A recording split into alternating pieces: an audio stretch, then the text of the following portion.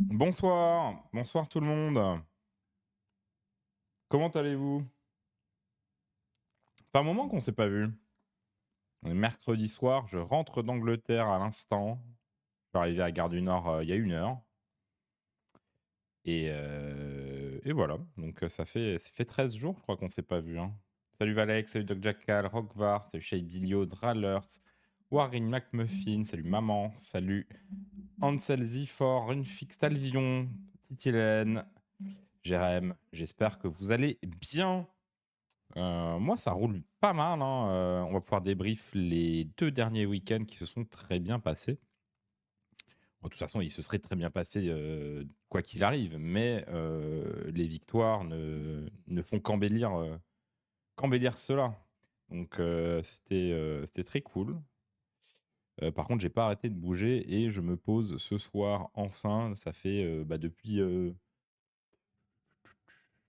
vendredi d'il y a 2 semaines que, j'ai posé, très rapidement les pieds en France, quoi. Parce que j'ai fait Danemark le vendredi,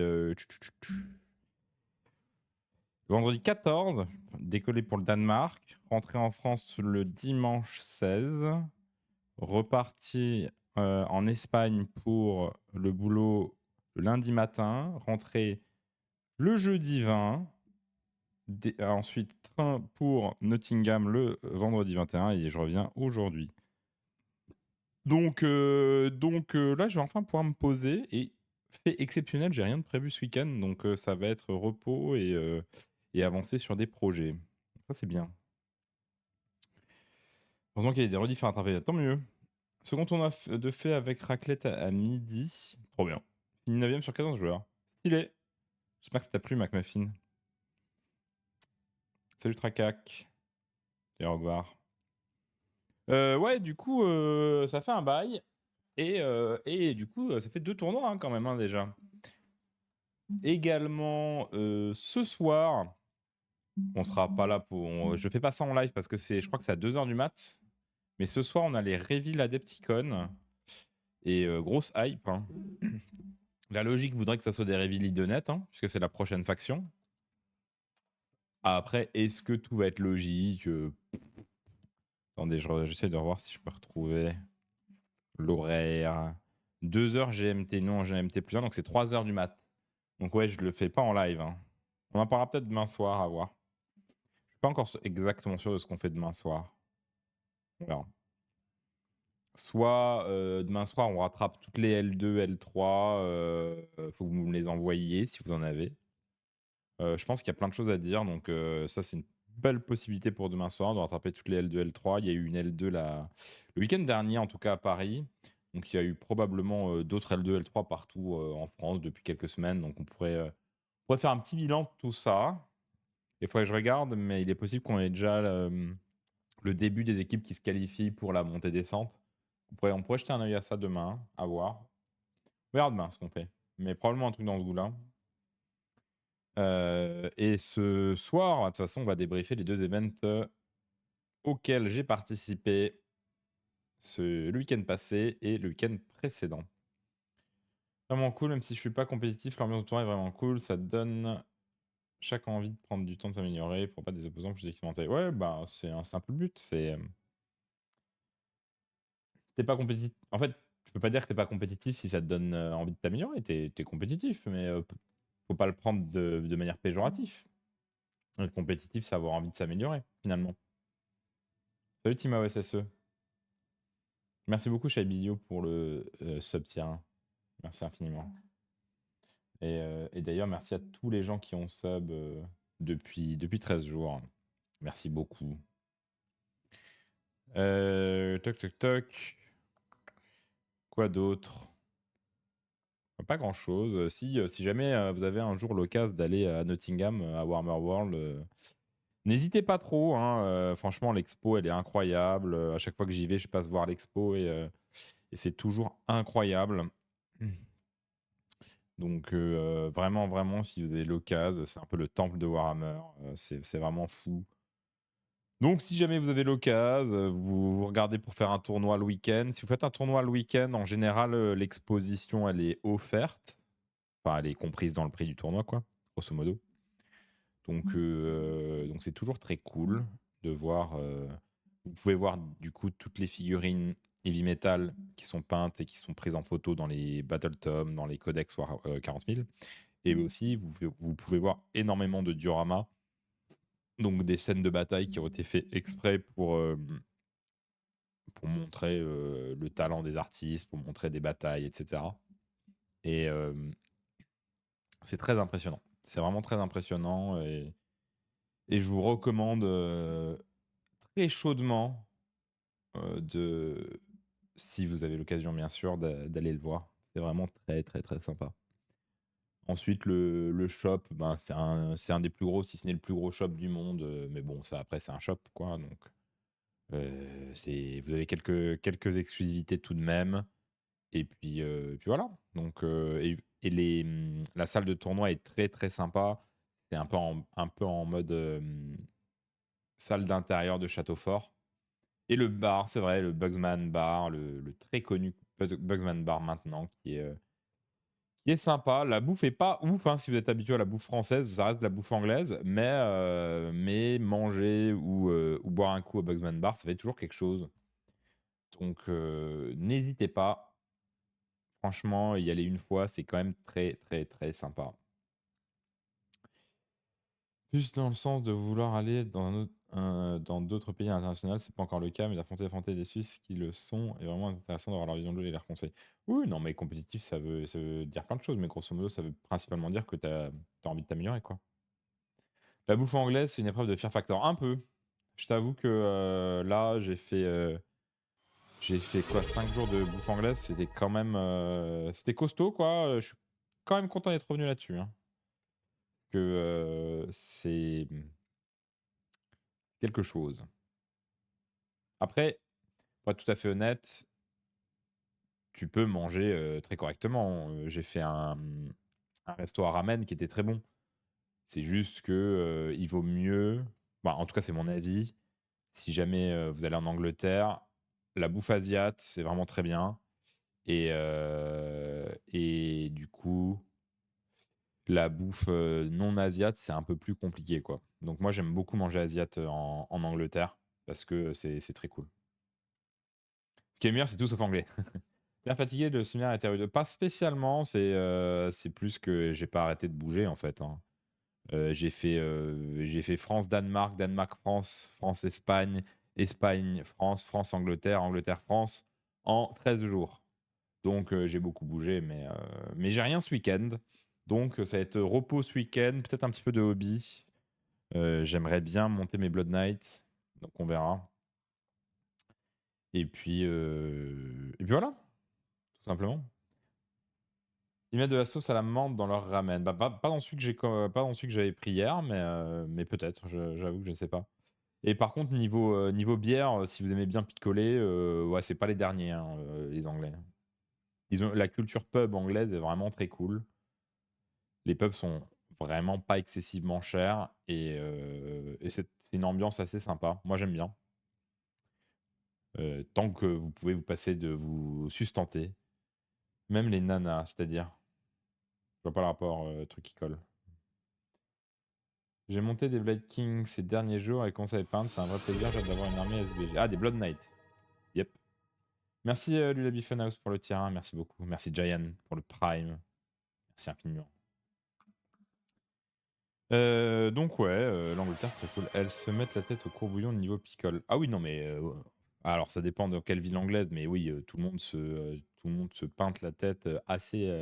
Ça dépend des jours, mais quand j'étais à Manchester pour Warhammer Fest il y a 2 ans, c'était un truc de fou, hein, genre à 20h on sortait de la salle où on venait de jouer et tout le monde était éclaté. Enfin, j'ai jamais vu ça de ma vie, hein. À 20h, les gens étaient éclatés dans la rue. Bah, après, c'est Manchester, a priori, c'est un peu particulier. Manchester, c'est vraiment très connu pour ça. Mais bon, après, tant qu'ils font de mal à personne, ils font ce qu'ils veulent. Donc voilà, retour d'Angleterre aujourd'hui. C'était très bien. J'ai bien profité de Warhammer World. Toujours très, très, très, très sympa. Et du coup, on va pouvoir débriefer un petit peu les tournois. Alors, hop, bougez pas. On va commencer par le tournoi Warhammer World, qui sera le plus court à débrief. Et ensuite, on parlera du tournoi Team, qui sera un peu plus balèze et peut-être plus intéressant également. Euh, dans les deux cas, j'y suis allé avec ma liste Archaon, telle que vous l'avez vu sur les dernières vidéos de rapport de bataille, avec du coup Archaon, D-Knight avec la bannière anti-ordre, 5 Knights, 10 Warriors et un Chaos Lord on Demonic Mount. Donc voilà. Et c'est juste que c'est une liste que j'aime beaucoup jouer.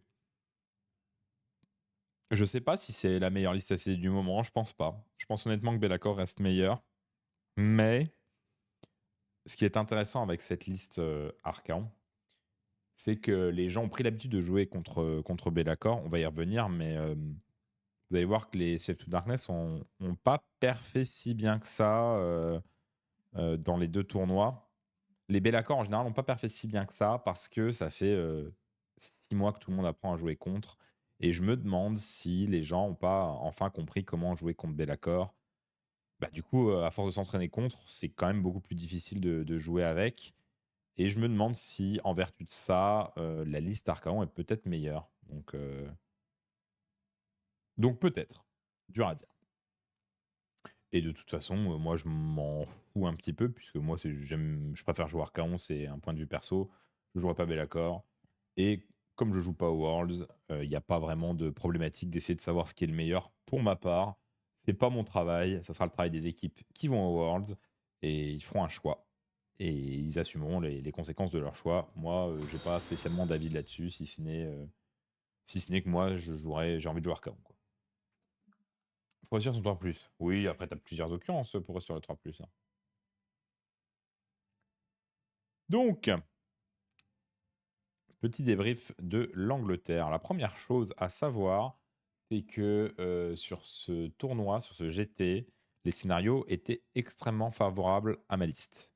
Nous avions comme scénario Focal Point, Battle for the Pass, Shifting Objective, Border War, et qu'est-ce que j'oublie? Qu'est-ce que j'oublie? J'en oublie un, attendez. Je dois l'avoir dans mes trucs. Enfin bref, grosso modo, c'était uniquement des scénarios rapprochés, qui donnent quand même un avantage certain à ma liste. Il y a pas de débat là-dessus. C'était vraiment un gros avantage. Donc Focal Point, Battle for the Pass, The Vice, c'est ça. Donc, déjà, c'est le premier truc, c'est qu'il faut bien se rendre compte que les scénarios donnaient un gros avantage à ma liste. Ce qui aide. J'aimerais bien voir les Starcraft contre du MSU. Ça dépend de quel MSU tu parles, Tilk. Hein. Mais c'est pas vraiment mauvais. Hein. Ça dépend beaucoup plus des maps que. Ça dépend du MSU dont tu parles, en fait. Ouais, le tirage des battle plans, c'était en mode c'est sympa, hein, moi j'aime bien. Hein. Moi, ça me plaît. Hein. Mais la liste peut jouer sur 6 et 8. Évidemment, c'est pas les scénarios favoris, mais la liste peut jouer sur 6 et 8. Hein. Ne pensez pas que c'est injouable sur 6 et 8 objectifs, c'est pas le cas. Donc voilà. Première partie, je joue contre. Attendez, je vais vous retrouver ça. C'est plus simple. Bon, en même temps, je l'ai là à l'écran, donc je dois pouvoir retrouver ici. Première partie, je joue contre Géant sur.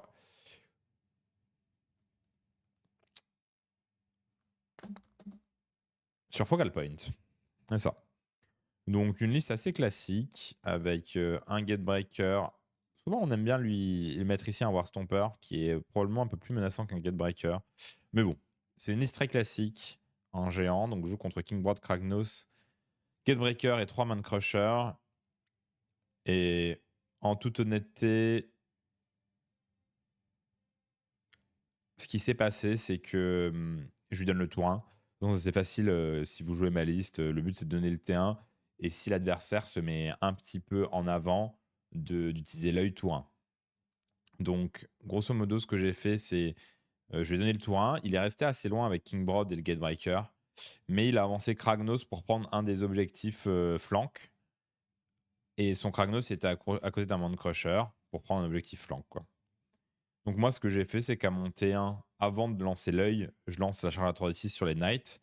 Je vois qu'elle passe et du coup, je me dis, ok, là, je peux lancer l'œil parce que, en fait, si j'ai pas la charge à 3d6, j'ai pas vraiment de j'ai pas de bonne charge T1. Donc ça sert pas forcément de lancer l'œil. Donc je lance la charge à 3d6, puis je lance l'œil. J'ai mon 4+, et ensuite, je tue Kragnos tour 1. Tour 1, je tue Kragnos et un Mind Crusher. Tour 2, je tue le Gatebreaker. Et après, il démarre son tour 2 avec il lui reste King Broad et un Mind Crusher, je crois, quand il démarre son tour 2. Sachant que son King Broad est plus ou moins bloqué devant mon pack de 10 Knights qui a pas perdu un seul Knight. Il charge dedans, il fait un petit peu de dégâts et puis après, c'est fin de partie. Donc la partie, il n'y a pas grand chose à dire sur la game. On a débriefé un petit peu pour lui, tout simplement, son Kragnos fait rien à foutre là. Si son Kragnos était resté derrière en bloc avec le reste, j'aurais pas pu all-in comme ça. Donc il aurait probablement pu jouer un peu plus safe. Après, de toute façon, c'est un match-up qui est vraiment pas bon pour lui. Le seul boulot que j'ai dans ce match-up, c'est que Kragnos ne doit jamais charger Archaon. En dehors de ça, à partir du moment où j'ai une charge de Medi Knight, c'est fin de partie en général, puisque je tue un des 3 gros. Et derrière, les 2 derniers, ils sont pas suffisants pour me sortir mon armée, à moins qu'il y ait une charge en Kragnos. Donc ça se passe très bien. C'est un match-up qui est vraiment pas simple pour le joueur sub, de toute façon. Bref, donc première partie assez tranquille. Deuxième partie, nous étions sur Battle for the Pass et j'ai joué contre. J'ai joué contre Flesh Eater Court sur Battle for the Pass. Alors attendez, parce que j'ai fait 2 parties contre Fake, donc il faut que je me rappelle un peu ce qui s'est passé sur celle-là.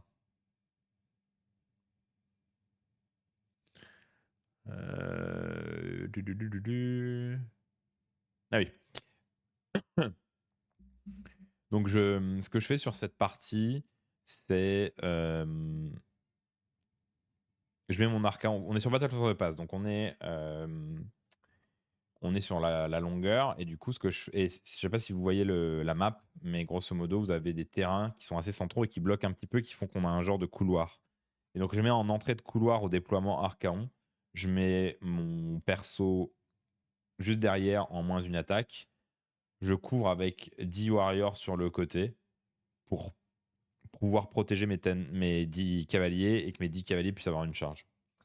Et du coup, ce qu'il fait, lui, c'est qu'il m'envoie des Crypto-Aurore full buff T1 dans Archaon et il chie totalement CD.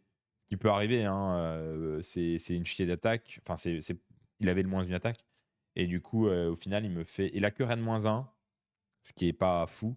Et il me fait que 2 dégâts dans Archaon. Ce qui est understat, hein, il devait m'en mettre 10, je pense. Mais il me fait que 2 dégâts. Derrière, j'ai pas le double. Je l'ai eu qu'une fois le double, c'est la game 1. Donc le 4+ de l'œil, je l'ai eu qu'une seule fois. Ce qui est intéressant quand même de voir qu'on peut quand même se démerder si on n'a pas le double tour avec le 4+. Et du coup, ceci étant, comme il m'avait envoyé, moi en réponse, Archaon, il tue 5 horreurs. Donc là, à partir de là, je lui prends presque gratos son pack d'horreur. Derrière, je fais une charge de Knight et en fait, toute la bataille se déroule en plein centre, mais je tape beaucoup, beaucoup plus fort que lui. Donc la partie, elle se déroule plutôt tranquille. Et une fois qu'il y a tout ça qui est mort, il joue un tour, mais le tour suivant, à mon tour 2, je lui sors Ushoran. Et c'est fin de partie à ce moment-là, quoi. Salut Brax! 12 mois! Incroyable. 12 mois de sub-tier pour Brax. Merci beaucoup. C'est beau. C'est si beau. Donc, pas grand-chose à dire. Faut comprendre que Fake contre Archaon sur un scénario à 4 objets, c'est pas fou. Même si c'est toujours mieux que sur 3, c'est quand même pas, c'est pas le scénario préféré de Fake contre Archaon. Le seul truc auquel il faut faire gaffe, c'est le sort du Shoran. Il faut que vous fassiez gaffe quand vous placez votre Archaon et votre perso, parce que si Ushoran fait son sort sur Archaon, Archaon peut one-shot le perso. Il faut juste faire un peu attention à ça. Ce qui se gère plutôt bien, puisque tour 1, c'est pas possible, vous êtes trop loin. Et à partir du moment où votre unité de 10 cavaliers a chargé et en combat range du Shoran, Ushoran ne peut plus faire de counter spell, il peut toujours faire des spells, mais il peut pas faire de counter spell. Donc c'est quand même beaucoup moins dangereux. Donc faut gérer un petit peu ça, quitte à avoir votre perso à plus de 3, à moins de 6, voire devoir faire un petit redeploy pour le remettre correctement. Mais ouais, il faut vraiment faire attention au sort du Shoran, parce que votre Archon peut vite aller défoncer votre personnage. Mais bon, troisième game, le Magic Intervention des trousseurs. Excuse-moi, c'est quand il lance un sort en ma phase. Il a besoin de dépenser un CP, il peut pas le faire parce qu'il est en contact avec les 10 cavaliers.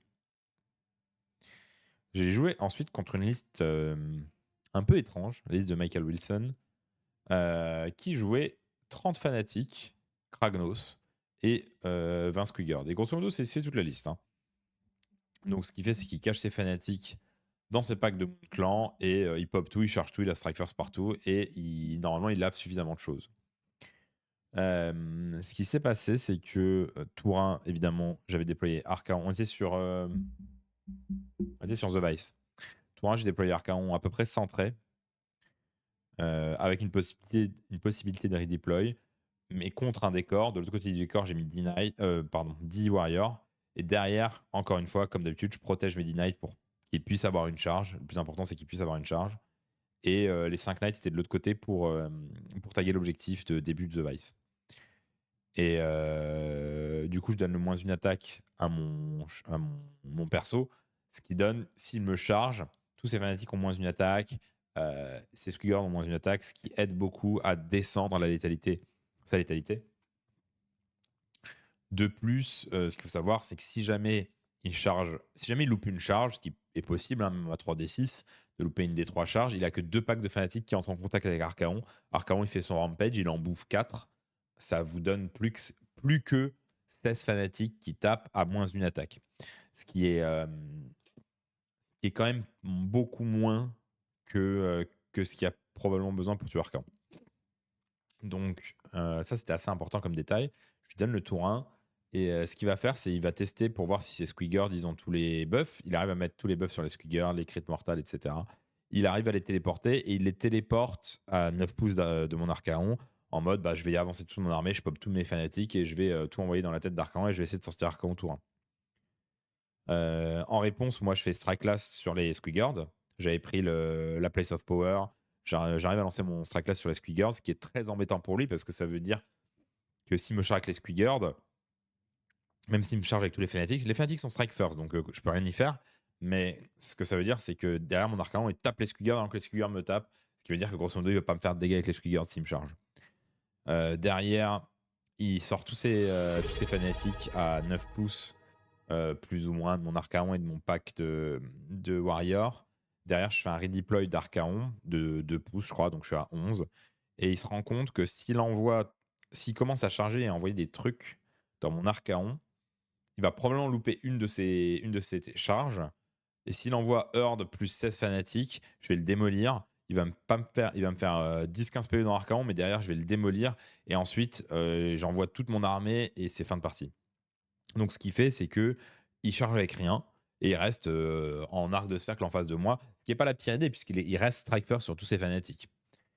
Donc ensuite, je démarre mon tour, je mets un strike class sur une des unités de fanatiques, ce qui me permettra de les engager assez librement avec mon pack de 10 chevaliers. Et je décide d'aller d'un côté avec Archaon, de l'autre avec les chevaliers, et d'essayer de lui sortir un maximum de fanatiques pour vraiment écrémer. Je fais l'œil des dieux, je l'ai pas, donc je sais qu'il joue juste après.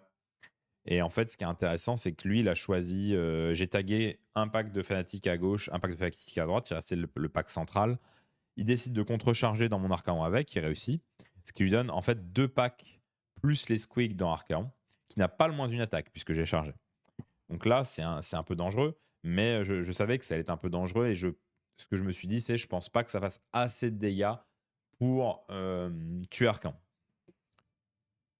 Ce qui se passe, c'est que derrière, lui, il active ses 2 packs de fanatiques qui sont vraiment c'est vraiment très aléatoire. Il me fait pas mal de points de vie, hein. Il me fait, je crois 12 ou 13 PV dans Archaon.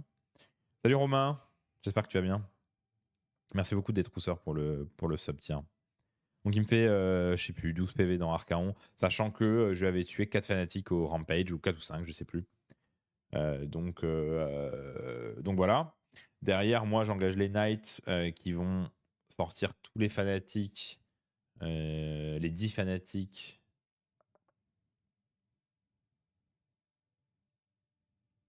Ils vont sortir les 10 fanatiques avec lesquels ils étaient engagés, plus les 6 fanatiques qui étaient encore engagés avec Archaon.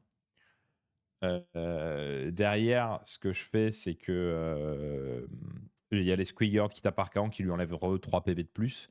Comme il n'a pas chargé, qu'il n'a pas crit mortal, ça va. Et derrière, toc toc toc. Derrière, Archaon, il tape dans les 10 fanatiques restants. Et grosso modo, je tue tous les fanatiques à mon T1. Sauf qu'Archaon a pris 15 et je sais qu'il joue juste après, il y a Kragnos derrière. Mais comme je sais qu'il joue juste après, je power through avec Archaon qui se replace derrière mon Chaos Lord on Demonic Mount. Et du coup, ça veut dire qu'il ne peut pas accéder à Archaon avec son Kragnos parce que le Chaos Lord bloque l'accès avec le terrain, les Knights et lui-même. Et à ce moment-là de la partie, à partir du moment où je sais qu'Archaon ne va pas mourir, que je n'ai pas pris d'autres dégâts dans l'armée et que je lui ai sorti tous ces fanatiques, c'est pas grave si mon perso meurt d'une charge de Kragnos, je m'en fous en fait. Donc, à partir du moment-là, je sais que la partie normalement elle est gagnée.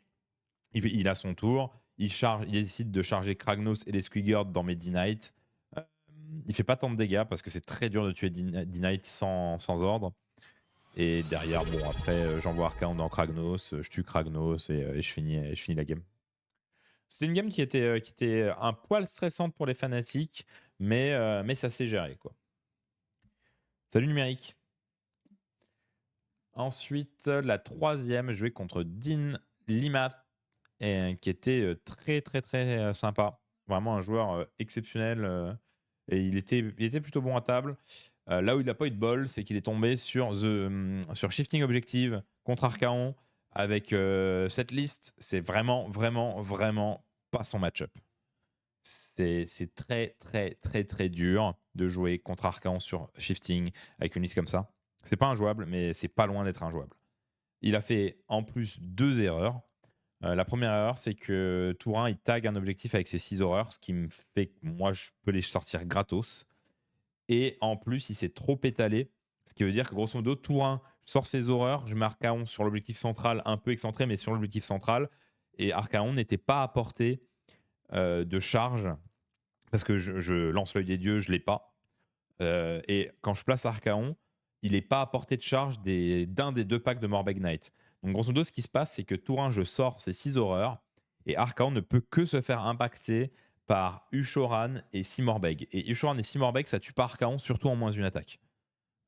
Bon, il y a le +1 de Ushoran, mais -1 en tout. Enfin, +1, -1. Et donc normalement, ça ne tue pas Archaon. Et du coup, à partir de là, il était dans la sauce parce qu'il est obligé de jouer. C'est Archaon qui l'a décidé. Et son pack de Simorbeg fait pas grand chose.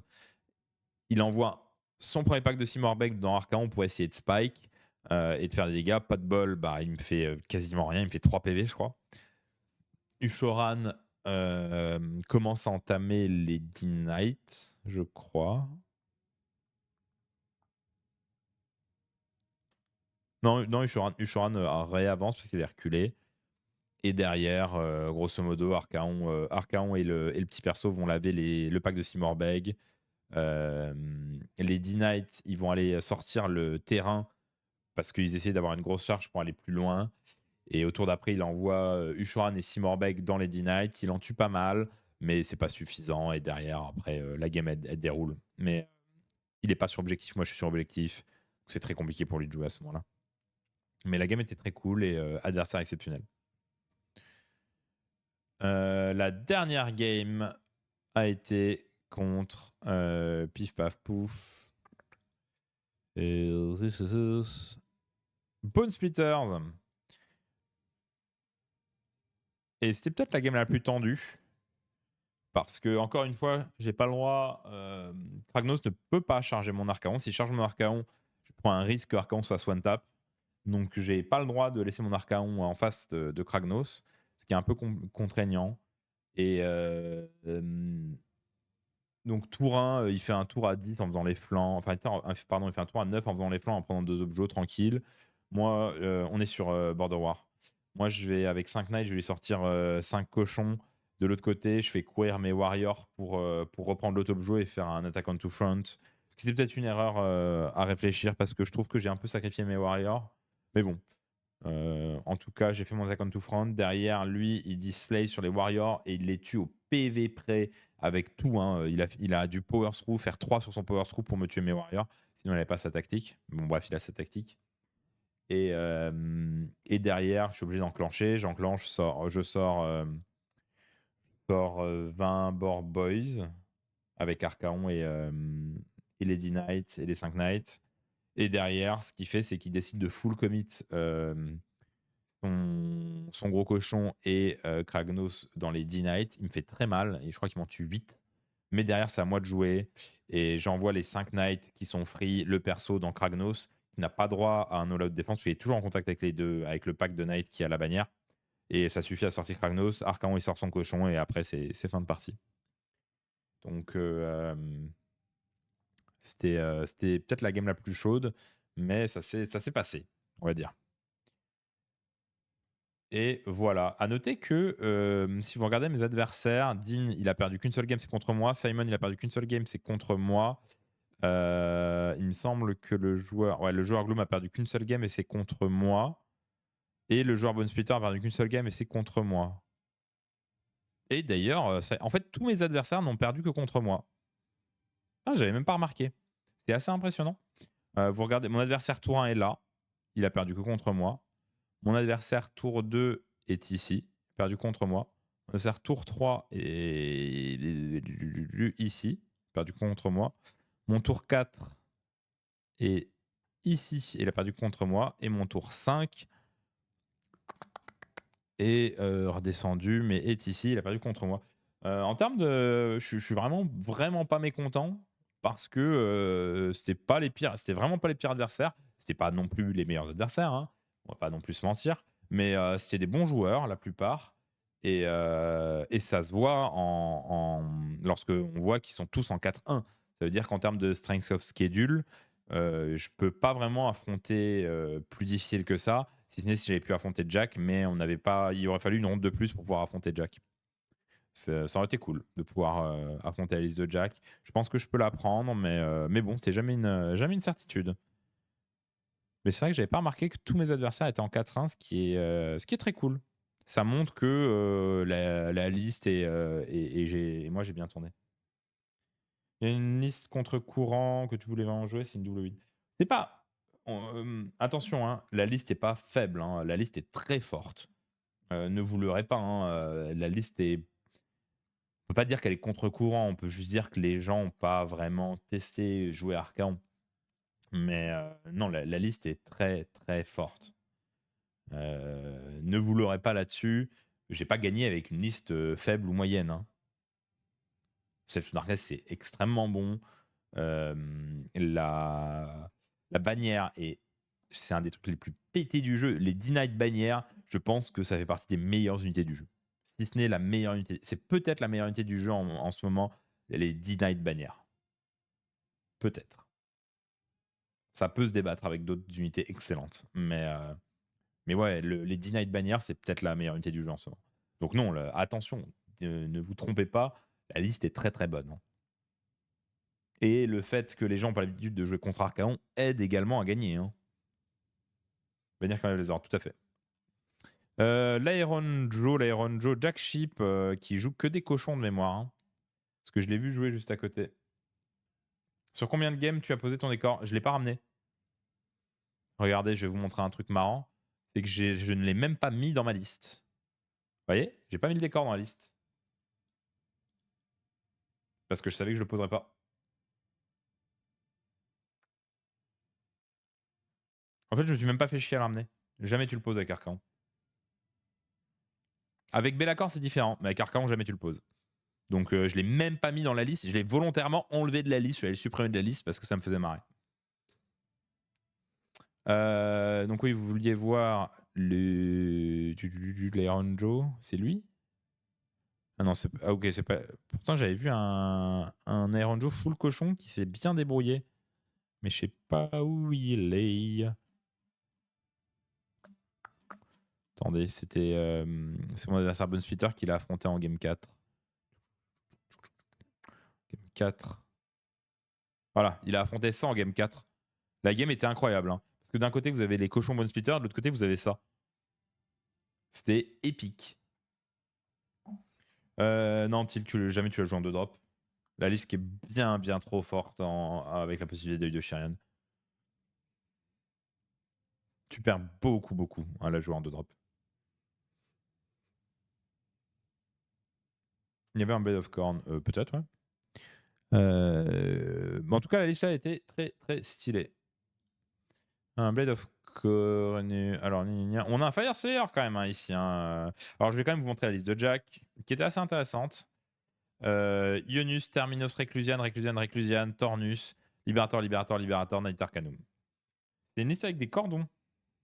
Ça veut dire que il me semble qu'il a joué contre la Chosen Bomb et qu'il l'a il l'a full coordonné quoi. Et derrière, une fois que c'est full coordonné,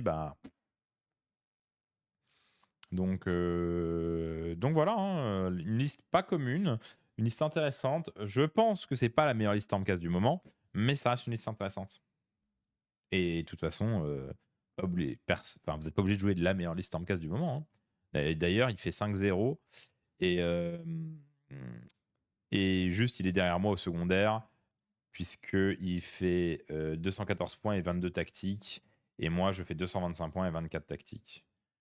Et j'aurais pu faire 25 tactiques, c'était sur la dernière game, mais j'ai pris le double tour T3, T4 parce que j'avais la flemme et que je voulais clôturer la game. Mais j'aurais pu lui laisser le tour et ensuite faire 25 tactiques. 25 sur 25, mais j'ai eu un gros coup de flemme et j'ai pris le double tour pour clôturer la game. Tout simplement.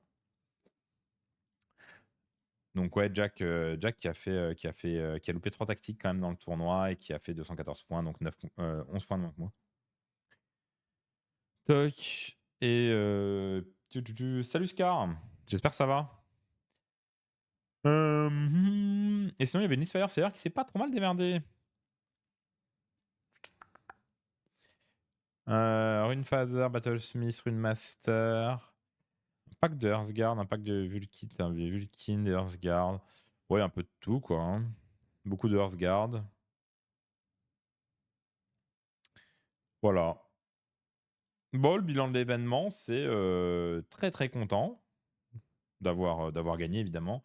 Du coup, j'ai gagné un beau trophée, je sais pas si vous l'avez vu. Mais grosso modo, vous gagnez ça quand vous gagnez à Warhammer World. Le trophée est très stylé. Hein. Et donc, en général, c'est que votre plaque là, il la colle du côté de votre grande alliance. Parce que là, vous voyez, là, c'est chaos. Mais si je tourne là, c'est death. Ici, c'est destruction. Ici, c'est order. Et donc, grosso modo, il la colle du côté de votre faction. Donc là, moi, j'ai cette plaque côté chaos, bien sûr. Et avec ceci, j'ai également eu une médaille Best in Faction. Hop là, de Warhammer World. Ouais, en or véritable, évidemment. Hein, évidemment, quand vous gagnez à Warhammer World, il vous donne un lingot d'or, tout simplement. Pour vous remercier d'être venu, bien sûr. Donc ça, c'était très, très cool. Le week-end était très bien. Et en vrai, voir aussi un peu d'autres têtes, c'est toujours cool. Voir un peu comment ça joue en Angleterre, c'est très sympa. Est-ce qu'il y a d'autres choses à dire? Je suis assez impressionné que Fake fasse aussi bien. Les 2 joueurs Fake là, ils ont perdu juste contre moi. Je suis étonné, vu les scénarios, que Fake fasse aussi bien. Parce que c'était que des scénarios resserrés. Vous vous rendez compte que c'était vraiment les Alors, Sfek est pas mauvais sur scénario resserré parce qu'il y a Eshoran. Mais quand même, Fake est meilleur sur scénario éclaté. Et là, on n'avait que des scénarios resserrés et les deux joueurs Fake ont fait, enfin, en tout cas, pas les deux joueurs Fake, mais deux joueurs Fake ont fait 4-1. Donc, c'est assez impressionnant. Pour Nurgle, c'est Best Infection. Pas mal, truc qui colle. Pas mal. Merci beaucoup, Lofo, pour le Prime. Pour les 8 mois de Prime. What else? Bon, j'ai pas grand chose d'autre à dire là-dessus. Hein.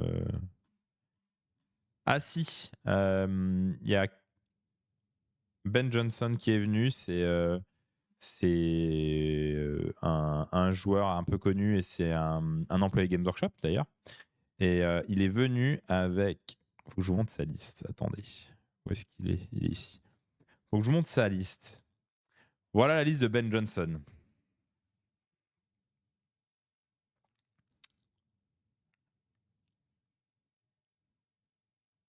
Pas mal. Hein.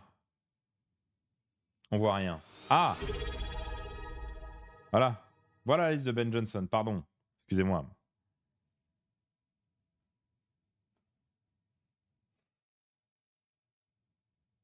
Merci Timo SSE pour le 9e mois de Prime. Merci beaucoup. Voilà la liste.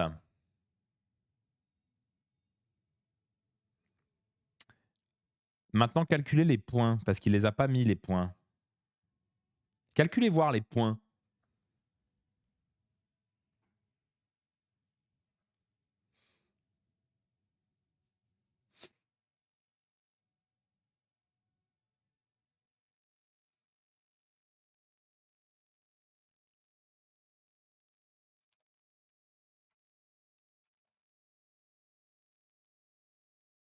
« 1820, exactement.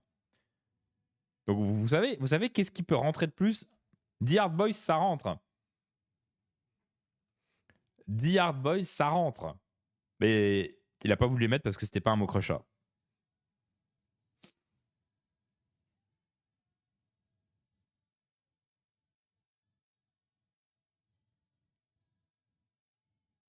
C'est pile point de Megaboss. Il avait un thème, exactement. Et du coup, je discutais avec lui. Et il y a une game où il a fait 2 jets de dés sur la game. 2 jets de dés. Je suis sûr que je vais vous raconter. Parce que c'est très drôle. Il a fait 2 jets de dés sur la game.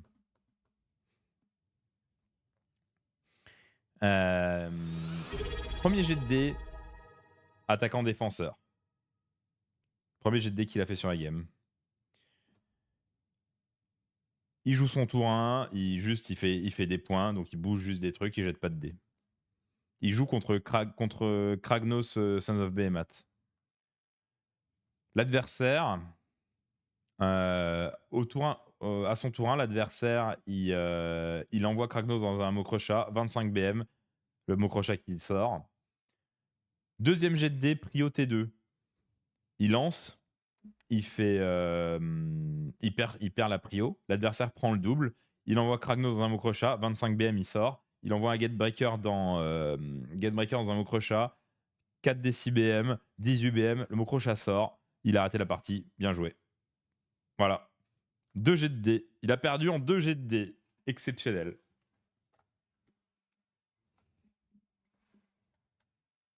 Merci Dad Jackal pour le Prime, merci beaucoup. Les 8e mois. Il était à pas grand chose de faire sa partie en 0 jet de dés quand même. Hein. Il a eu, grosso modo, prio T1, prio T2. Voilà. Je trouve ça beau. Bon, en même temps, la partie a duré 30 minutes. Quoi.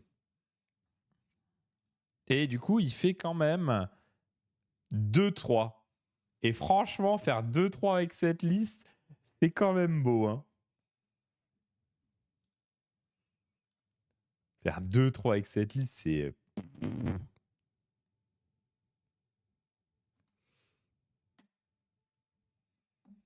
Quand moi, il aurait fait 0 jet de dés, je me serais barré.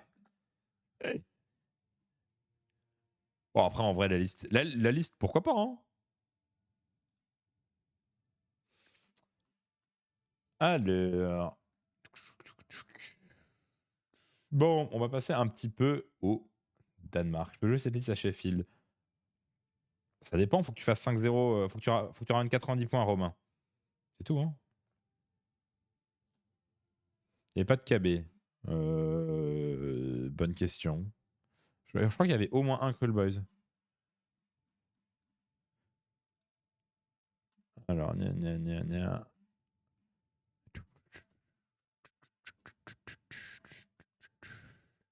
me semble qu'il y avait au moins un Cruel Boys, mais il n'a pas dû s'en sortir très bien. Pas dû s'en sortir très bien, notre bon joueur Cruel Boys.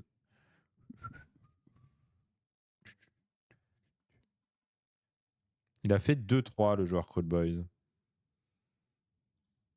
Il avait, si vous êtes curieux, il a ramené ceci. Donc il n'y avait pas beaucoup de Cruel Boys dans sa liste Cruel Boys, hein, puisqu'il y a Kragnos, bon, qui est tagué Cruel Boys, mais soyons honnêtes, et il avait le nouveau régiment de renom Gitmob. Penses-tu qu'on aura des nouveaux indices concernant la nouvelle armée à venir cette nuit pendant la Adepticon? Aucune idée. J'aimerais bien. Petit Malérion, là. Tu me places pour... Bah, faut me dire comment je te place pour, Romain. Non, mais en fait, si tu ramènes ça, c'est toi qui fais les pairings. Hein. Pas de Caradron non plus. Effectivement, je crois qu'il n'y avait pas de Caradron. Je crois qu'il n'y avait pas de Caradron.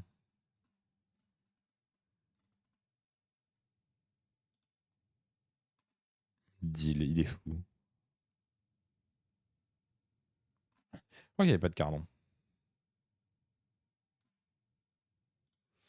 Anyway. Danemark. Et du coup, pour voir un peu la Danemark, on va aller sur l'Instagram, ce sera plus simple. J'ai fait toutes les rondes. Donc ça, c'est quand on est arrivé. La salle était plutôt cool. C'était un gymnase. Ça ressemblait beaucoup à comme on fait en France. Enfin, la salle ressemble beaucoup à ce qu'on fait en France. Donc pas dépaysé là-dessus. D'ailleurs, j'en profite si jamais vous voulez avoir les news de l'équipe en live. Prochain tournoi, c'est Sheffield. N'hésitez pas à aller sur l'Instagram de Naniche Baguette et à follow. Donc, le programme de la première journée, c'était round 1, The Vice, Joseph Galley, Peter Parker Valor. La round 2, c'était Feral Foray Limited Shifting. Et la round 3, c'était Star Strike Focal Point Close to the Chest. On va voir un petit peu les rondes. C'est photoshopé comment vous faites pour pas avoir des têtes de fion sur les selfies. Franchement, gros coup de bol. Hein. Honnêtement, le fait que je suis impressionné par le fait que cette photo ressorte à peu près correctement. Hein. Normalement, c'est absolument impossible. Gros coup de bol. Vous verrez que ça ne sera pas toujours le cas. Hein, donc, gros coup de bol. Alors, attendez. C'est du grand art. La première ronde, on l'a joué contre qui? On l'a joué contre Backup Boys. Ah, et j'avais pas mis. Ah, pour cette ronde-là, j'avais pas mis les listes. C'est dommage. Je crois que pour les rondes d'après, j'ai mis les listes. Ouais, c'est ça. Pour les rondes d'après, j'ai mis les listes. Qui était. Putain, c'est coupé.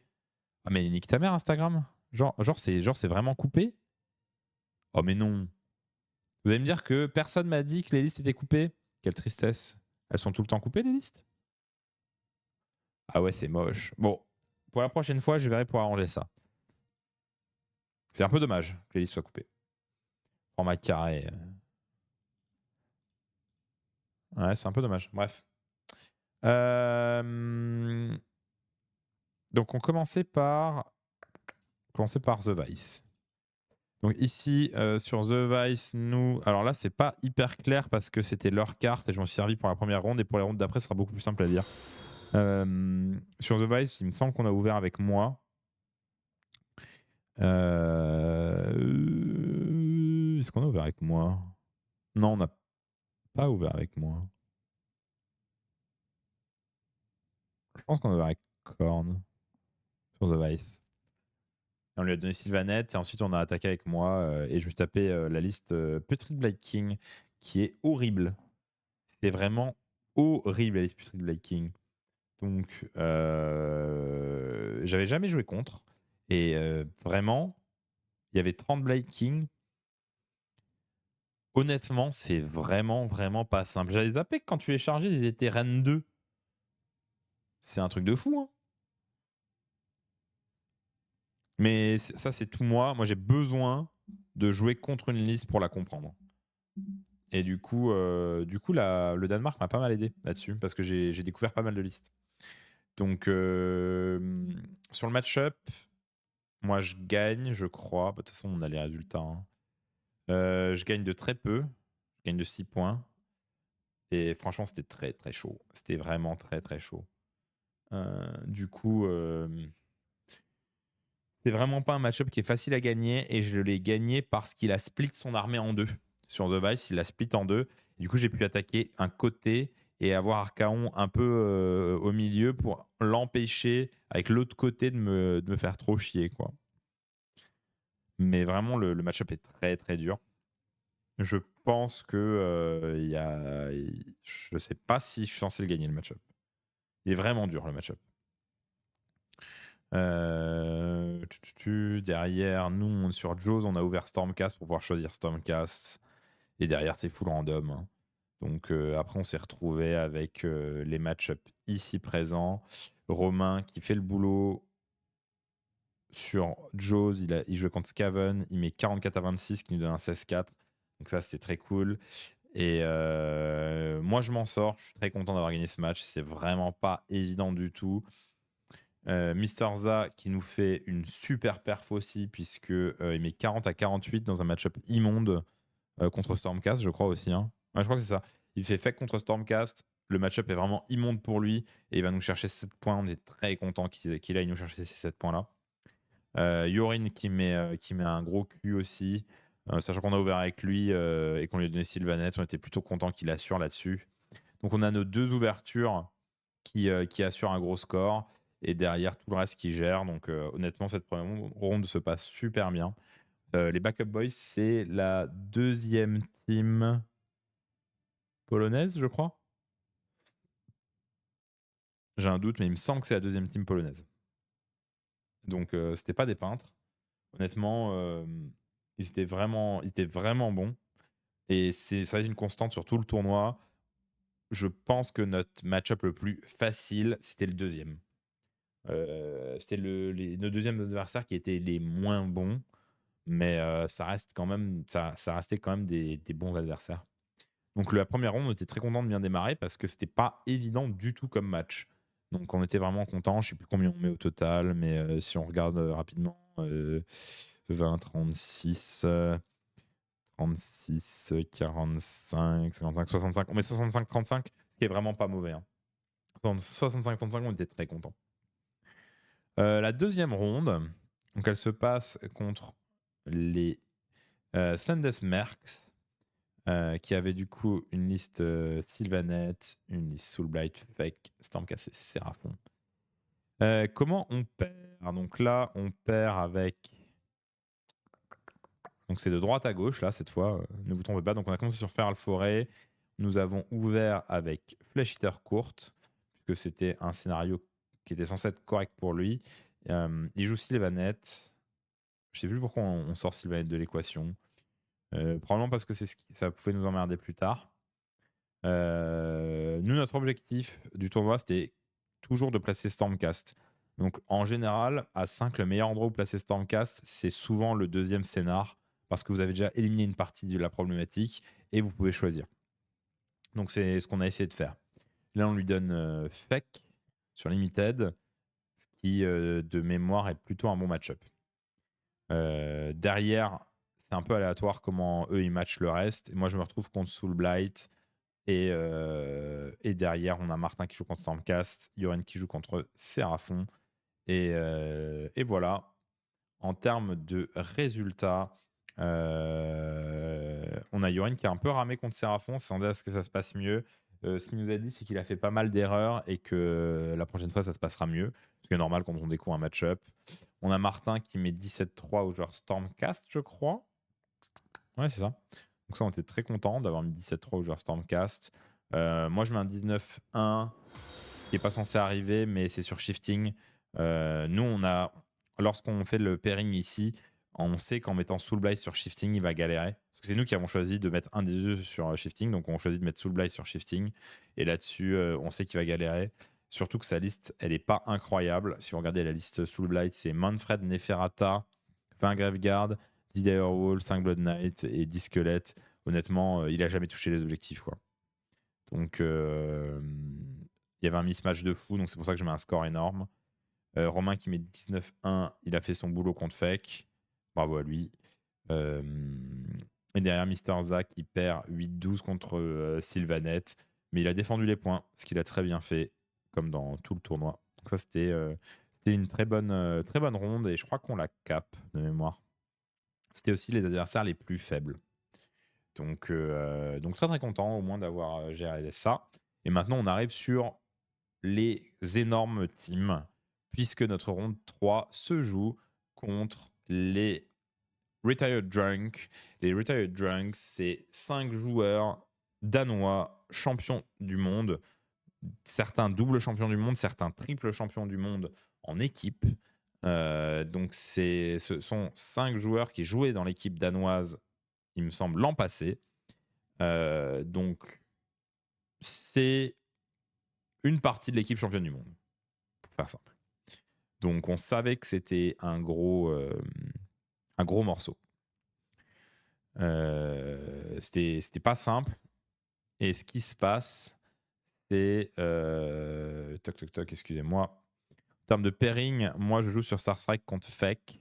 Martin joue contre il joue contre Slaves. Je ne me souviens même plus qui joue contre Slaves. Derrière, on a Romain qui joue contre leur Korn. On a Yorin qui joue contre les Blade King. Et on a Mister Za qui joue contre Cities. Et c'est très intéressant. Romain qui se fait surprendre contre Korn. Enfin, qui se fait surprendre. Pas tout à fait, parce que je pense que ça, c'est une erreur de pairing. C'était un peu un test. Et je crois aussi qu'il a eu pas mal de problématiques au dé. Mais d'une manière générale, je pense que Korn, c'est quand même pas une bonne idée contre le Nautilus Palador, parce qu'il peut vraiment, vraiment casser les couilles. Donc ça, c'est un problème de pairing. Je dirais qu'on n'aurait pas dû pairer comme ça. Je pense que c'est pas injouable, mais Korn contre vraiment tout ce que cette liste veut vraiment faire. Donc il faut jouer complètement différemment. Et Romain, tu me corrigeras si je me trompe. Je pense que c'est jouable, mais il faut jouer complètement différemment. Et toi, tu as eu aussi, je crois que tu as eu des dingueries au dé en plus. Donc dans l'absolu, pas un bon pairing. Derrière le pairing de Yorin, j'étais plutôt confiant, et il s'avère que si j'écoute ce que me dit Yorin, c'est pas un bon match-up. Mais on le connaissait pas, donc il fallait qu'on le teste un petit peu. Et en plus, c'est le match-up aléatoire de fin, donc c'est très dur de le programmer. Donc ça, c'est pas franchement une erreur de pairing, dans le sens où ça, c'est complètement aléatoire sur qui va où à la fin. Mais je pense qu'on aurait peut-être dû swap et mettre Nurgle contre Stormcast et Korn contre Korn. Mais bon, je sais pas à quel point Stormcast galère aussi contre les Blade King. Hein. Je pense que ça galère aussi contre les Blade King. Donc à discuter. Je pense que c'est 2 match-ups qui sont très chiants pour Stormcast. Je confirme, je peux emmener plus que 5, mais ouais, qu'on dise mâcher dessus, ça devient avec 0 sur casse en 3 tours. Et après, il est mort. Ouais, mais en fait, tu vois, Romain, je suis pas sûr que les Blade Kings, ça aurait été vraiment mieux, en fait. Je sais pas.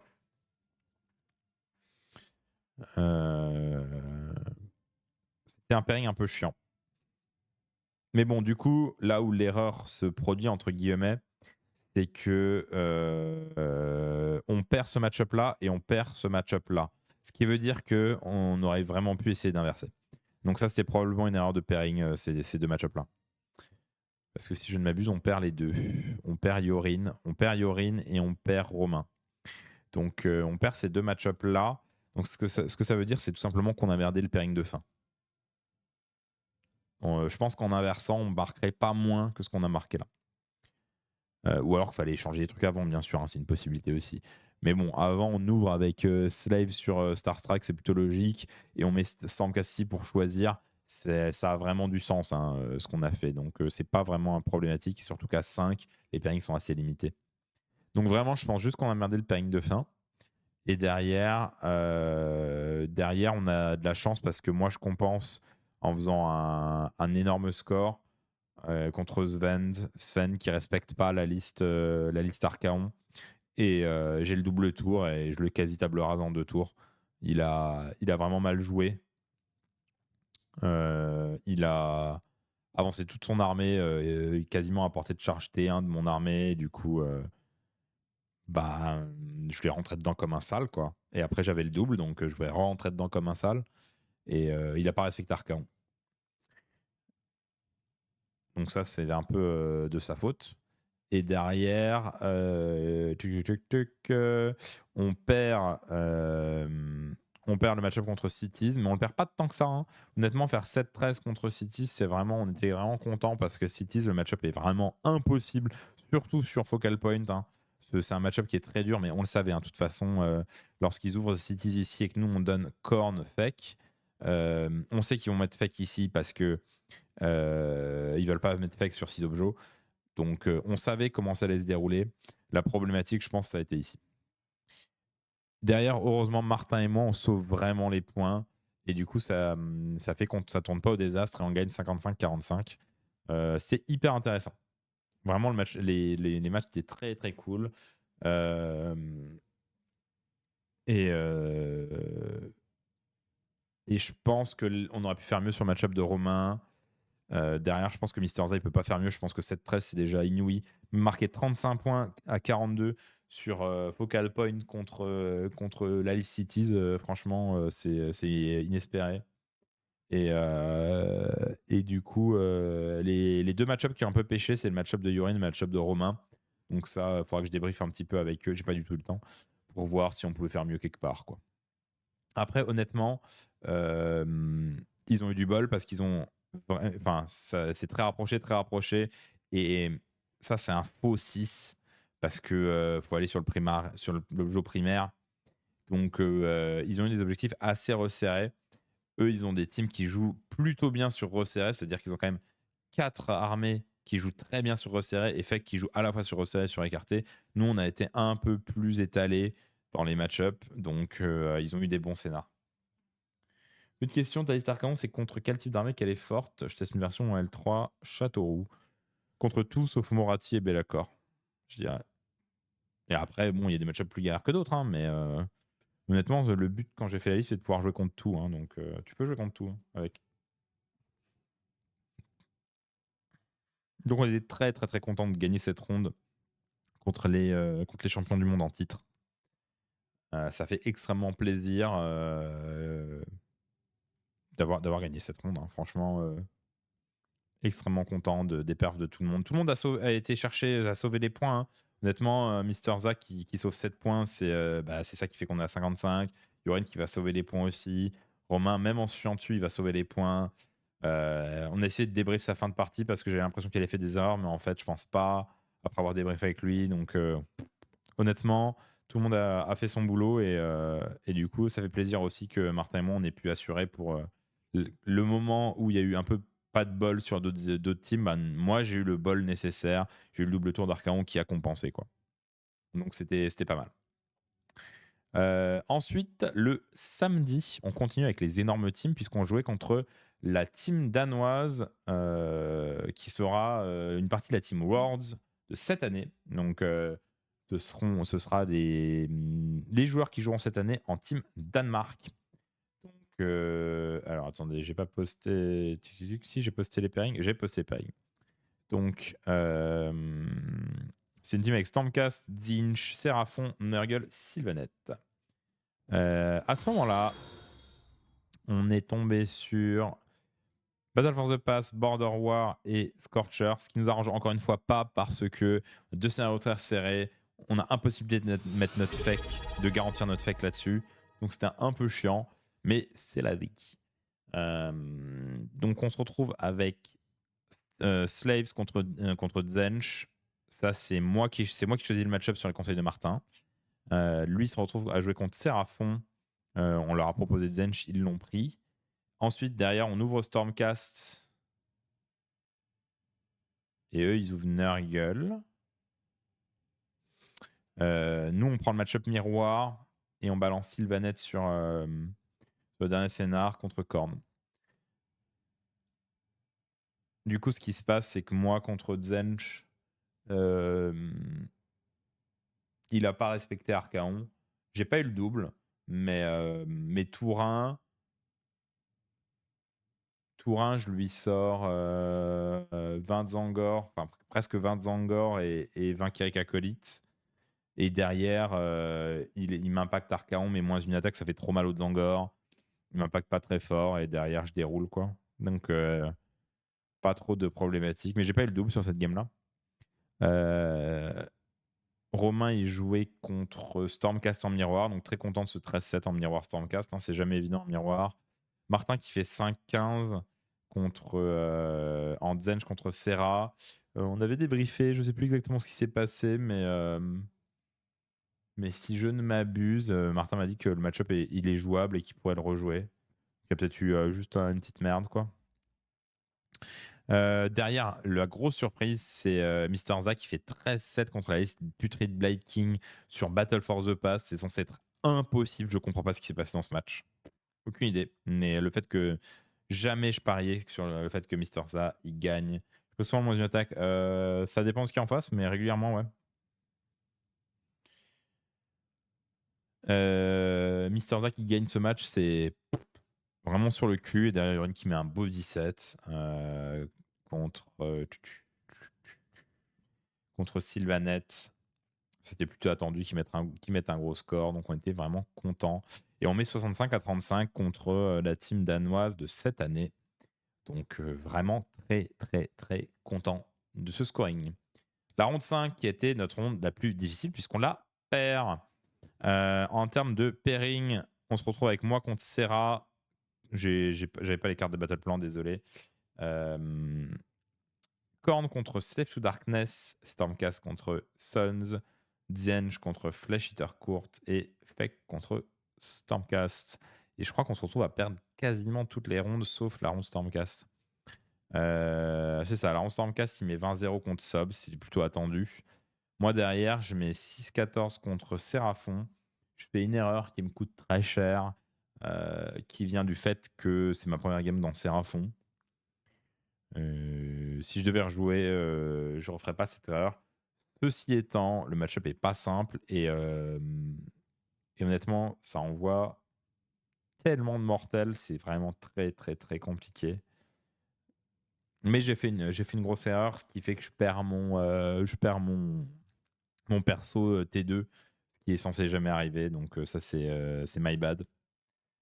Ceci étant, c'est quand même pas un très bon match-up, c'est pas évident de jouer contre Serra en tant que Slave to Darkness. On a Yorin qui perd 8-12, donc il perd de 2 points. C'est un peu triste parce que les 2 points, là, si jamais, imaginons, on met 3 points de plus, bah, c'est 8-12 dans l'autre sens, donc ça fait 4 points de diff hein, sur un score total. On est un peu triste. On a perdu toutes nos games sauf le 20-0. Le 20-0 qui nous sauve quand même pas mal de points. Ce qui fait que je crois qu'on perd 45-55. Ouais, c'est ça. Martin qui perd 7-13 et Mister Za qui perd 4-16 contre contre Stormcast. Il se fait vraiment défonce, ce qui est pas étonnant. J'aurais bien aimé qu'il sauve un peu plus de points. Il faudrait que je débriefe pour savoir si vraiment c'est injouable ou s'il y a eu des erreurs. Il y a potentiellement eu des erreurs ou des faits de jeu, mais à débrief. C'est vraiment la ronde que j'ai envie le plus de débrief. Moi, je sais ce qui s'est passé dans ma game. La game de Romain n'est pas hyper intéressante à débrief. Par contre, j'aimerais bien débrief la game de Yorin, la game de Martin et celle de Romain pour savoir un peu si on avait moyen de faire mieux sur les pairings. On avait probablement moyen de faire mieux sur les pairings, pour être tout à fait honnête. À revoir. Donc le pairing là, un peu à revoir. Après, ils sont très très chauds les Polonais. Hein. En toute honnêteté, en termes de niveau de jeu, ils étaient très très très chauds. Ce qui veut dire pour les Worlds, en toute honnêteté, la Pologne, ils pourraient faire un joli joli score aux Worlds. Ils pourraient surprendre. Donc j'espère que les Français seront prêts. Parce que les Polonais, ils sont pas venus là pour enfiler des perles. Donc on perd la dernière ronde, mais les Polonais n'étaient pas en full win. Les Polonais, ils avaient perdu une ronde avant contre les Danois, je crois. Donc ce qui fait que tout le monde est à 4-1 et on gagne au scoring final parce qu'on a scoré plus. Donc plutôt content de gagner le tournoi à la fin. Et les Polonais, le fait qu'ils gagnent mais de peu la dernière, fait qu'ils redescendent au classement. Et du coup, on a 2 teams danoises en troisième, deuxième et en premier. Du coup, notre team, très très heureux de l'avoir gagné ce tournoi. Je pense que c'était pour moi le tournoi le plus relevé de cette année auquel je pouvais aller.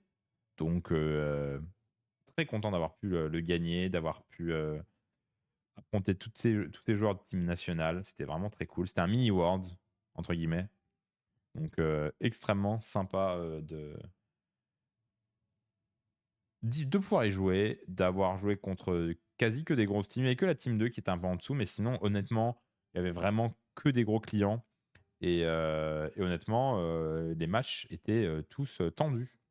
Donc, très, très, très cool. Scar, tu vas y voir une liste Sylvanette de. Attendez. Je vais voir les Sylvanettes ici, je crois. Attendez. Hop. Celle-là. Celle-là que tu voulais voir, je crois. Mais ouais, le tournoi danois était vraiment très, très cool. Les pairings à 5 sont très bizarres de toute façon parce que bah, tu peux pas pairer grand-chose. Enfin, grosso modo, vous pouvez choisir les maps pour 2 joueurs et c'est à peu près tout. On voit le choix des Sylvanettes là. Les Sylvanettes se sont pas mal démerdés dans le tournoi en vrai. Attention, hein. Après, il faut voir qu'à 5, la problématique, c'est que les pairings sont très compliqués. Enfin, sont pas très compliqués, mais ils sont très aléatoires. Donc, vous n'allez pas avoir des pairings qui vont être aussi léchés que sur un tournoi à 8. Donc, c'est aussi pour ça qu'il y a eu des moments, bah, c'est un peu random, quoi. C'est un peu aléatoire, effectivement, Scar. C'est un peu aléatoire bah ouais, ok, le pairing là, il est pas bon, mais on pouvait pas y faire grand-chose. Donc, la meilleure solution à ça, c'est d'essayer de venir avec des listes qui gèrent un peu tout, qu'on a essayé de faire. Il s'est avéré qu'on n'a pas géré les Polonais. Mais la ronde était très, très intéressante. Ah, là, j'ai réussi à montrer toutes les teams, c'est bizarre. Bon, après, je vous avoue que quand je faisais les posts, vous voyez les posts de pairing là que je vous montre, bah en fait, je devais les faire pendant le début de ma première partie. Parce que, en fait, c'est moi qui le gère, le compte. Donc au final, j'ai dû le faire pendant les games, donc je le faisais un peu à l'arrache, pour rien vous cacher. Je vais essayer de prendre une photo relativement lisible pour que vous puissiez suivre. Et putain, j'ai même pas vu que sur la photo là, Martin, il fermait les yeux. Incroyable.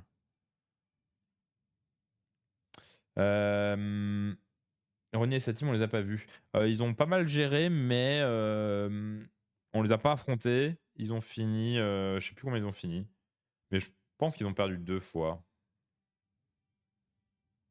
Ils ont dû perdre 2 fois contre les Danois, contre 2 teams danoises, je pense. J'ai un peu discuté avec Ronia de ce qu'elle pensait jouer, etc. De Zench pas mal, c'était très cool. De toute façon, j'ai discuté avec plein de gens là-bas, vu que on commence à se connaître un peu et j'ai pu discuter avec tout le monde sur comment ils voyaient les choses, etc. Qu'est-ce que qu'est-ce qu'ils pensaient éventuellement qui allait être bon au World. À ce moment-là, est-ce qu'on savait qu'on allait avoir le Battle Scroll? Je sais plus. On se posait la question en tout cas. Salut Ivans! J'espère que tu vas bien. Merci pour le 8e mois de sub. Merci beaucoup.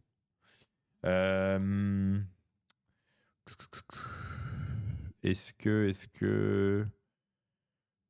Je sais plus où on en était. Mais bon, bref, toujours est-il que pour les news, je sais pas si vous êtes au courant, mais en tout cas, les Worlds les capitaines des Worlds ont décidé à la majorité de décaler le cut-off des listes pour prendre en compte le Battle Scroll qui est censé sortir la semaine prochaine. Salut Eric, merci beaucoup pour le sub. Merci beaucoup. Donc, a priori, à moins d'un gros quack, les Worlds seront joués avec le Battle Scroll, ce qui est très intéressant. J'ai très hâte de voir le contenu de ce Battle Scroll parce que ça pourrait changer beaucoup de choses. Donc ça veut dire que toutes les équipes nationales là qui vont jouer aux Worlds vont avoir un mois d'avril extrêmement chargé parce que ça dépend de la taille du Battle Scroll. Si le Battle Scroll est petit et qu'il n'y a pas trop d'ajustements, ça va. S'il y a un gros Battle Scroll, ça va être extrêmement chargé pour les équipes nationales. Donc je suis j'ai très hâte de voir ce qu'il contient parce que ça pourrait changer énormément de choses. Hein. Si jamais si on regarde dans ce que je pense être les top listes du moment. Save to Darkness, beaucoup de choses peuvent changer en Save to Darkness. Surtout si en France, je sais qu'on aime bien la liste 20 Chosen et elle pourrait changer énormément. Elle pourrait changer énormément. En Stormcast, en 100K, il y a tellement de possibilités. Les listes pourraient changer, mais ça restera la putain de bannière. La bannière de Slanesh ou la bannière anti-ordre, Scar? J'espère que Teclis pourra spam son sort de War Scroll après le Battle Scroll. J'espère pas. Anti-ordre. En fait, les gens la jouent même pas. Donc il y a peu de chances qu'elle change parce que les gens la jouent même pas. Moi, je trouve ça fou, hein, personnellement. Mais, merci Sigismund pour le Prime, merci beaucoup. Un peu en retard, excuse-moi.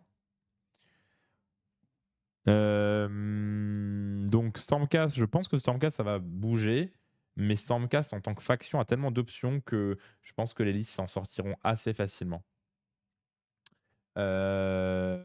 Derrière, qu'est-ce qu'on a en top list? On a Korn, le build de Vrasmonger Blood Warrior, il pourrait changer. Je crois que ça avait été vu déjà en janvier, donc il est possible que le Battle Scroll traite de cette liste. Les Blight King, je sais pas de quand ça date. Je sais pas si c'est pas un peu late. Je sais pas si on avait déjà en janvier, je me souviens plus de Brotherhood. En fait, tout dépend quand les trucs broken ont été découverts. Parce que les Battle Scroll, ils les font pas 2 semaines avant. Donc, si jamais c'est des trucs qui ont été découverts sur mi-mars, début mars, ça sera probablement pas dans le Battle Scroll. Mais je sais plus quand les Black King ont été découverts. Il y a du spam Scaven en janvier. Ok, Scaven ça pourrait bouger. Salut Martin, j'espère que ça va. Donc c'est un peu trop tôt pour Korn aussi. Korn, je pense pas, parce qu'il y en avait à Brotherhood. Et à Brotherhood, il y avait l'équipe des règles. Donc il y a de fortes chances qu'à Brotherhood. Ouais, les Stormfiends, ouais, t'as raison, Scar. Les Stormfiends, c'était à Brotherhood, donc il y a de grandes chances que les Stormfiends prennent un taquet. De toute façon, l'équipe de règles ayant été à Brotherhood, ce qui était spam, risque de prendre dans la gueule. Donc vous pouvez aller voir les listes de Brotherhood, vous regardez ce qui est vraiment spam et qui a l'air dégueulasse, et ça, c'est ce qui risque de prendre un truc dans la gueule. Dans la gueule, c'est surtout avec le Danemark. Ouais, j'ai pas souvenir de les avoir vus avant le Danemark. Du coup, le Danemark, c'est trop tard. Donc c'est quand même possible que Nurgle passe en travers des mailles du filet, ce qui serait assez incroyable. Séraphon, il y en avait beaucoup à Brotherhood, mais je sais pas s'ils s'en sont sortis si bien que ça.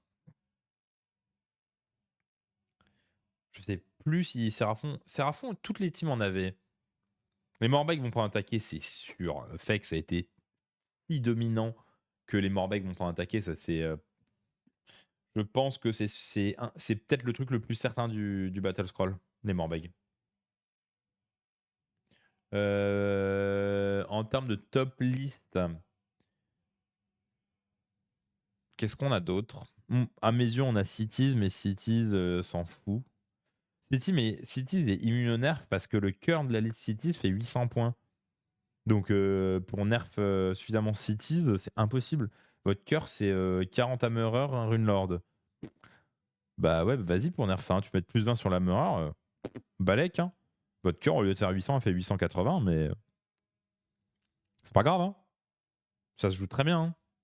Donc le truc, c'est que Cities, quoi qu'il arrive, Cities sera jouable et probablement joué. Zench, à mon avis, ça bouge pas trop. Il y a du Zench, mais la popularité de Zench a beaucoup baissé et je trouve que c'est plus que joué que par des vrais joueurs de Zench, entre guillemets. Donc je pense que Zench est relativement safe, même si je trouve que c'est pas mauvais. Ah oui, les ogres, ouais, vous avez raison. Les ogres, le full mammouth risque de prendre un coup dans les dents, c'est déjà en janvier, ça. Full mammouth, ça c'est pas dur, hein. Vous démerdez pour plus pouvoir en rentrer 7 et c'est bon. Il y a moins que IG se prenne attaquer gratos, jamais de la vie. Même avec un enthousiasme, ils ont pas perfait les IG, je pense. On commence à galérer en dot. Je pense que dot est fine, hein.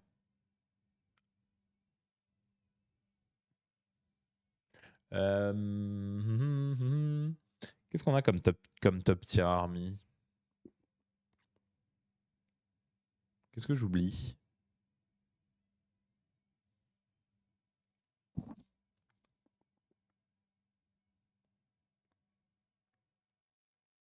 Je pense que c'est à peu près tout, hein. Serra, j'en ai parlé. Serra, je pense que Croc, il faut le défoncer, mais je sais pas si ça s'est vu, en fait. Je sais pas si c'est visible. Et puis on sait que Croc a des actions chez Games, hein, je vous rappelle. Hein, donc Croc est actionnaire majoritaire de Games, donc il n'y a pas de... La Pokéball de débile. Ah, le Gaunt, oui, ça on en a parlé. Qu'est-ce qui va être up? Bonne question. J'espère Cool Boys un peu. Parce que là, les Cool Boys sont vraiment tristes en ce moment. Lumi a pas besoin d'être up, Romain.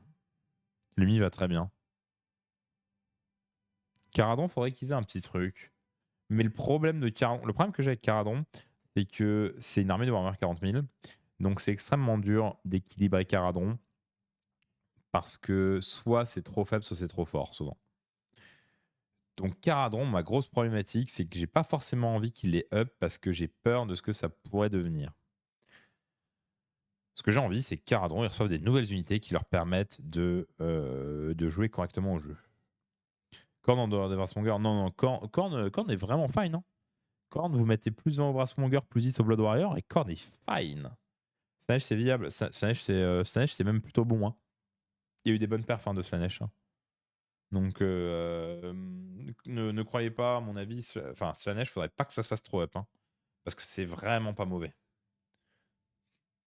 J'aime pas les Stone Guard trop chers en euros, je suis d'accord. Mais c'est vrai de tous les lunettes. Hein.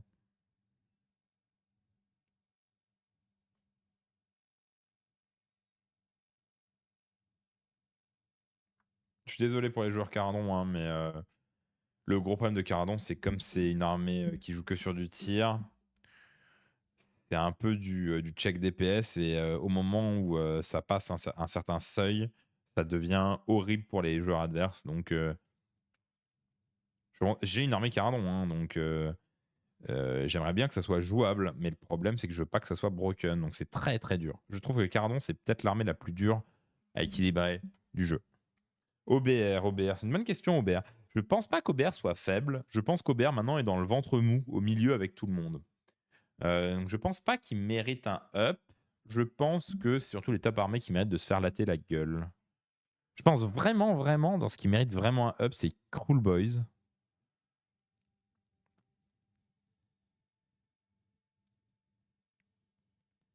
Fireslayer, c'est dur. Parce que Fireslayer, en vrai, c'est pas mauvais. Hein. C'est pas mauvais, Fireslayer. Et c'est dur de les up encore, parce que honnêtement, vous commencez à avoir déjà beaucoup de choses sur table. Hein. Je pense pas que Fireslayer ait besoin de se faire up. Hein.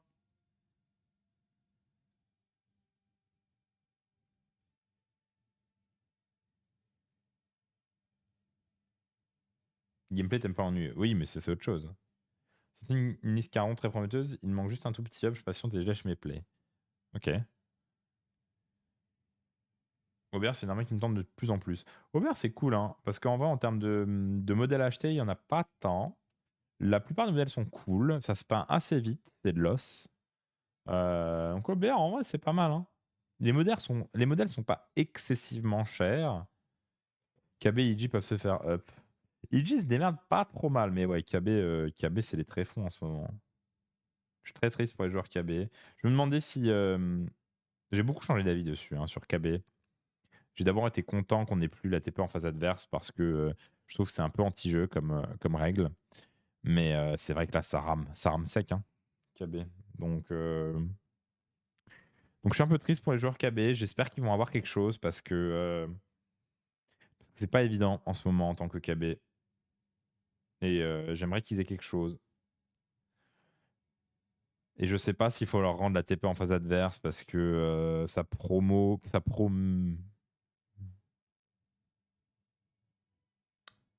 je vais pas réussir à dire, mais ça encourage, on va dire, un, euh, un gameplay très anti-jeu.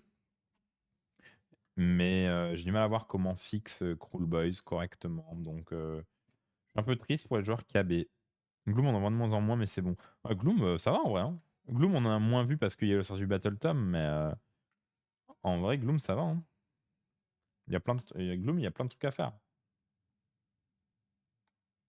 Au message de service, quand j'étais à Warhammer World, j'ai vu j'ai vu sur Discord que le boss sur Chariot, il est répertorié en socle de 150 ovales et dans la boîte, vous avez un socle de 120 ovales. Lorsque j'étais à Warhammer World, j'ai vu les figurines en vitrine et en vitrine, il est sur socle de 150. Mais tout le monde, à l'heure d'aujourd'hui, et même sur le site web, il est déclaré et tout le monde le reçoit en socle de 120. Ma recommandation, c'est pour l'instant, ne collez pas au socle parce que je sais pas s'ils vont dire, vu que tout le monde l'a reçu en 120, on passe tout en 120, ou s'ils vont dire, non, il faut que ça soit en 150 et on va renvoyer des socles à tout le monde. Donc, je vous conseille de ne pas encore coller votre chef chariot sur ton socle, si vous en avez acheté. Parce qu'on ne sait pas ce qui va se passer. Sachant que eux, en vitrine, ils avaient les modèles heavy metal et c'était du 150. Bon, il n'y a pas d'infos là, hein. N'importe qui était à Warhammer World pouvait les voir, hein. Ils étaient publics, hein. Je balance aucune info là, hein. C'est juste que moi, ce que j'ai à Warhammer World, c'est le chariot sur un socle de 150. Et en ce moment, tout le monde les reçoit en socle de 120. Et donc, je vous recommande, moi, de pas le coller parce que je ne sais pas quelle va être la solution. J'ai tendance à penser que la solution sera servez-vous du socle de 120 parce qu'ils vont pas avoir envie de renvoyer des socles de 150 à tout le monde. Mais bon, c'est immense 150. En fait, c'est le socle de Beltanos. Il est assez fin. Donc, c'est pas si grand que ça, en fait. Il est très, très étiré. Ce qui, en fait, marche très bien. Moi, j'aimais beaucoup le socle de 150 pour le chariot du perso parce que je trouve que ça correspondait bien au truc. Alors que le socle de 120, il est beaucoup plus rond. Donc j'ai un peu peur de ce que ça va rendre sur socle de 120, le chariot du boss. Donc à voir ce qu'il décide de faire. Des baisses de points, ça devrait être bon pour KB, je pense. Ah, tu penses pas qu'on va se retrouver avec juste du PV sur table, quoi? Masse de PV sur table et avoir le problème qu'on avait au début de version avec les gloutons. Masse de PV en moins un touche sur table et puis tu spam horde. C'est un peu boring, quoi. Je suis pas sûr que les joueurs KB aient spécialement envie de jouer ça. Faut que les héros baissent. Ah, tu parles de Gobsprak, tout ça. Ok. Ouais, c'est intéressant. C'est intéressant. Bon, en tout cas, faut que les joueurs KB ils aient quelque chose. Ça me semble à peu près sûr. Mais sinon, dans l'ensemble, en vrai, il n'y a pas beaucoup d'armées qui sont vraiment mauvaises. Je pense que tu peux gagner un GT avec toutes les armées sauf Cruel Boys. Je réfléchis. Je pense que tu peux gagner toutes les armées avec toutes les armées sauf Paul Boys. Attendez, on va regarder un peu ce qu'il y a comme armée pour pas que je me gourre. Alors, hop. Alors, Ogre, tu peux. Je le mets pas en S, hein, c'est juste. Ogre, tu peux. Cities, tu peux. Layton, tu peux. Safe, tu peux. Nurgle, tu peux. Box, un peu plus dur. Box, t'as des galères de scénar. Snatch, tu peux. Lumi, tu peux. Seraphon, tu peux. Aubert, tu peux. Oroquar Clan, tu peux avec AEG. Tu peux. C'est très compliqué avec KB. Fire Slayer, c'est compliqué. Ido, tu peux. Caradon, c'est compliqué. Gloom, tu peux. Daughter, tu peux. Sob, tu peux. Mais tu peux. Zench, tu peux. Korn, tu peux. Stormcast, tu peux. Fake, tu peux. Skaven, tu peux. Sublight, tu peux. Pour moi, c'est les 4 armées là où ça commence à être vraiment compliqué de gagner. Donc, je trouve que. Ouais, Bok, KB, Fireseer, Caradon, c'est assez compliqué de gagner un GT en solo. Pour Korn, tu penses qu'il va y avoir un gros nerf ou juste la unité? J'en sais rien, mais si c'est moi qui décidais, je nerferais précisément Wrathmonger et Blood Warrior. Un screenshot de la tier list, c'est pas une tier list, donc vous pouvez y aller, hein, mais c'est au pif. C'est juste, je pense vraiment que ces 4 armées-là sont vraiment galères pour gagner un GT. Je pense que tout le reste, vous pouvez y aller. Oui, Caradon, il y a le BT qui sort bientôt, donc ça va. Ouais, les Bretoniens, on les voit plus trop.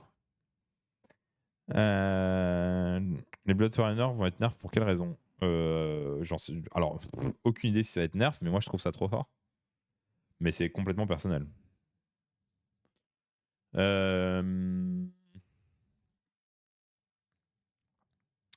Ouais, si je devais juste citer les vraies armées qui galèrent en GT solo, c'est Beast of Chaos, on s'en fout, entre guillemets, on s'en fout parce que ça sort de la version dans 3 mois. KB, Firesayer, Cardon. Cardon reçoit un Battle Tom, donc on s'en fout, entre guillemets. On rejugera post-Battle Tom. Ça, on a dit qu'on s'en foutait. Donc, et Firesayer, tu peux pas vraiment les up.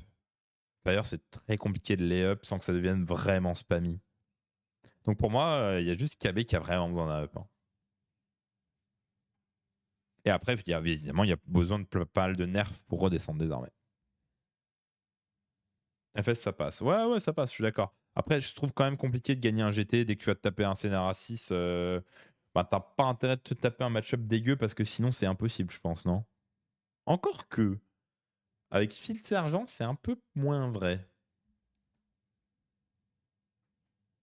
Tu es bon sur 6, ok. Bah, je vais te croire, Martin. NH, c'est bon, NH. Hein. Enfin, c'est vraiment pas mauvais. Hein. Et en plus, NH, il y a Battle Tom bientôt, donc au pire, ce sera probablement fixe dans le Battle Tom. Peut-être. Mais ouais.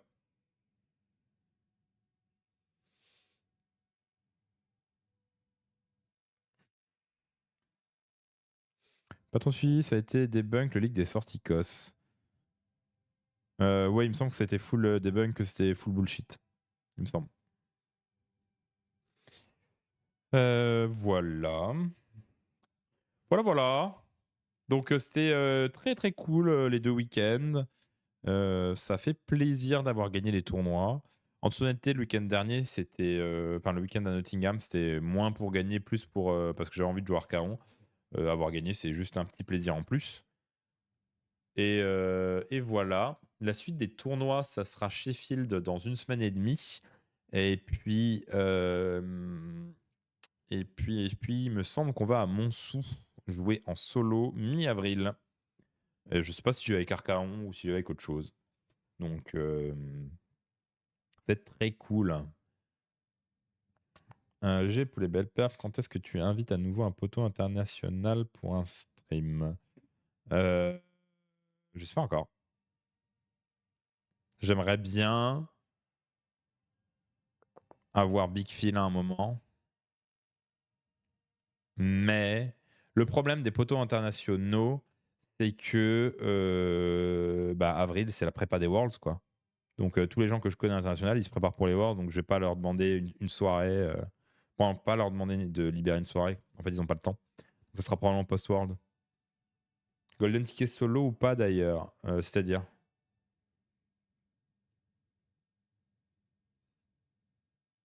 ils sont occupés à prépa. Ouais, c'est ça. Exactement. Ah non, il n'y avait pas de Golden à Nottingham. Hein. Il n'y avait rien du tout. Hein. Il y avait le beau trophée. La gloire et l'honneur. Et demain soir, on parlera probablement des reveals Adepticon, des L2, L3. N'hésitez pas à mettre sur le Discord les L2, L3 que vous les débriefez, donc avec les résultats, les listes, etc. On débriefera à minima la L2 parisienne de la semaine dernière, du week-end dernier. Et s'il y en a d'autres, n'hésitez pas à les mettre. Très très hâte de débriefer tout ça avec vous demain soir. Je ne vais pas traîner 1000 ans parce que je suis déglingué. Mais en tout cas, ça m'a fait plaisir de vous voir ce soir, de pouvoir un peu discuter avec vous, d'avoir pu aussi vous parler des tournois parce que c'était vraiment trop cool. Ça fait grave plaisir. Et on va se croiser à mon sous-brax si tu vas. On se croisera forcément. Raid Eevee. Oh, je vais raider Eevee, bougez pas. Restez là, on va raider Eevee du coup. Attendez.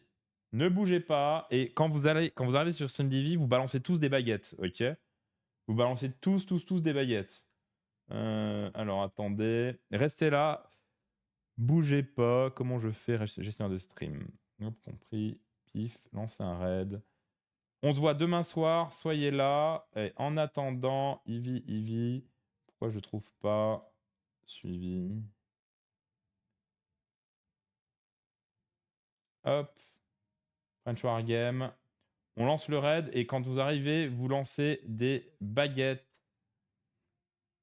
Vous lancez masse de baguettes quand vous arrivez chez Eevee.